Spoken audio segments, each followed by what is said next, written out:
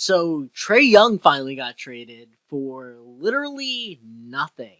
Well, I guess not nothing. I mean, CJ McCollum, he was an all right veteran. Corey Kispert. Oh my God. But yeah, so Trae Young basically got traded to the Washington Wizards. We all know about that. For CJ McCollum and Corey. God damn, I can't say this guy's name. Corey Kispert. There it is. um, but yeah, so we know that trade just went down. No trade picks, which is very interesting. The Hawks kind of really undersold Trae Young. The Hawks basically kind of had to accept that this was the best trade package they were going to get. An expiring contract who can kind of play some veteran minutes for this, kind of up and rising Atlanta team. And a really good kind of forward role player who kind of can get his shots done. Again, I'm not watching Wizard games unless they're beating my Nets by 20. But I guess he's an all right role player. Like, not to downplay him, I just don't know too much about Corey Kispert, and you could probably tell just from how I'm talking. However, I want to get that out of the way because this video is not supposed to be about that stuff, about the actual trade, because everyone's talking about it. There's no value in talking about this trade, or I can't provide you any value from what hasn't already been said. I don't have any real takes. These are two teams I don't really care about. It's just kind of a cool trade to see. As a Brooklyn Nets fan, Mikal Bridges basically got traded for 5 draft picks. We traded Cam Johnson for a draft pick and Michael Porter Jr., which is a crazy haul looking back at it.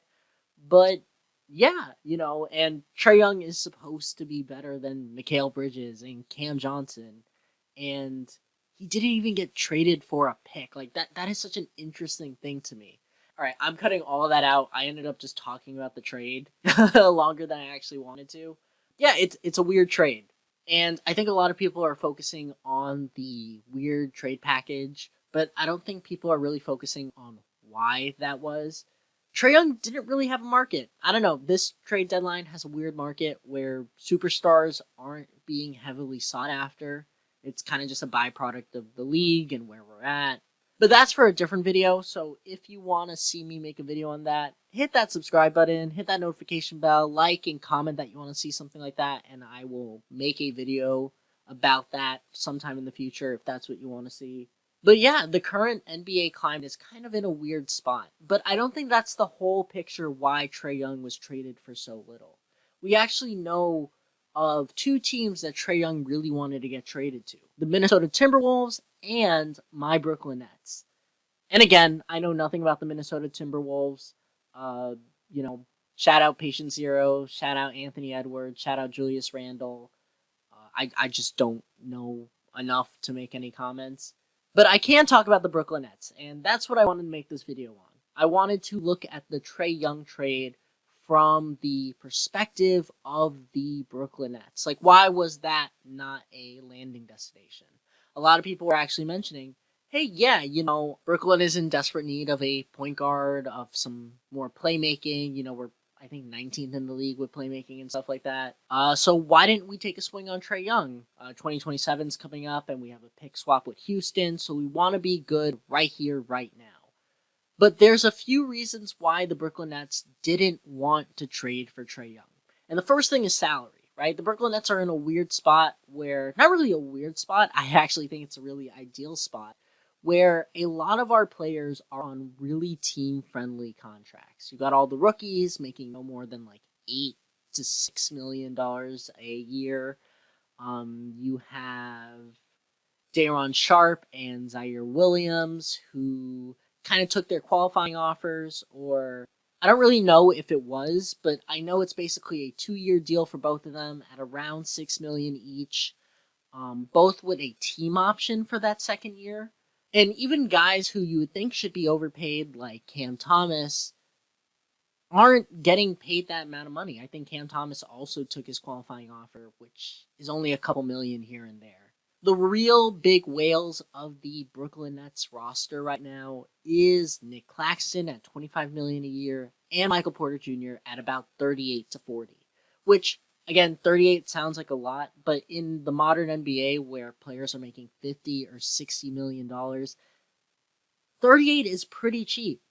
Now, granted, Brooklyn's in a nice cap space where they would only have to, really trade MPJ or Nick Claxton to get Trae Young for the salaries to make sense, and maybe like a player or two here and there. But I don't think the Nets really want to mess with that, right? Michael Porter Jr. has been really good, right? And, you know, without knowing Trae Young's kind of market, would we have gotten Trae Young and a pick for Michael Porter Jr.? I don't really think so. I don't think the Hawks would want to sell on that kind of market. Yes, they want to get rid of Trae Young, but they don't want to oversell, basically. Though I would think that, especially with the Hawks having Onyeka Okongwu and having Jalen Johnson kind of really holding down their front court, they wouldn't want Claxton. It would have to be Michael Porter Jr. to kind of be a, connecting piece at the wings. And the only other option is if the Nets literally gutted everything. Those 5 rookies we just traded for, you trade them. I think Terrence Mann is making $15 million. It would have to be Mann and at least 3 of our rookies. And honestly, even though our rookies aren't all playing that great, like with Dwoman clearly being the best of those 3, the Nets aren't parting with Dwoman. The Nets aren't parting with Drake Powell. They're not parting with Danny Wolf. They're not parting with Traore. So Roth maybe, because I don't even know where he is. I think he's in the G League. And again, that's not to disrespect Mence Roth. I'm just saying where they're at developmentally. And if you're an Atlanta Hawk, do you really want these guys who are more raw talents that the Nets are busy developing? Like, so from a contract standpoint, even though the Nets could have afforded to have Trae Young, I don't think they really would have bit into that apple. I think you can move Michael Porter Jr. to a better, more interesting team, get more assets out of him than just Trae Young. And that's crazy to say because Trae Young is one of the better point guards in the NBA, For years, we've seen this guy kind of be a genuine offensive engine to the Atlanta Hawks. He is the Atlanta Hawks for the past 20 years, I'd argue. Like, I think his competition really is just Al Horford and Paul Millsap. Shout out All-Star Kyle Korver, though. That's a Nets legend right there. Mr. Fax Machine himself, But I think it's a lot more than just the Nets not wanting to kind of mess things up from a salary perspective or kind of gutting out their roster or anything like that.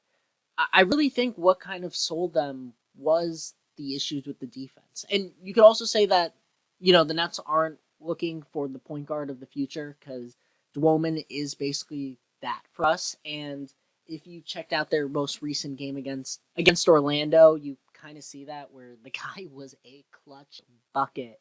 Like, shout out Banchero for, kind of ruining that night for us. But damn, Dwoman was great in that fourth quarter and that overtime. But yeah, we're really hoping that our future point guard is going to be Dwoman or Wolf as like a center point kind of thing. Or Traore if he figures things out. We don't really need Trae Young right now. Especially with the development Dwoman has made. I really need to make a follow-up video to that because he has been crazy.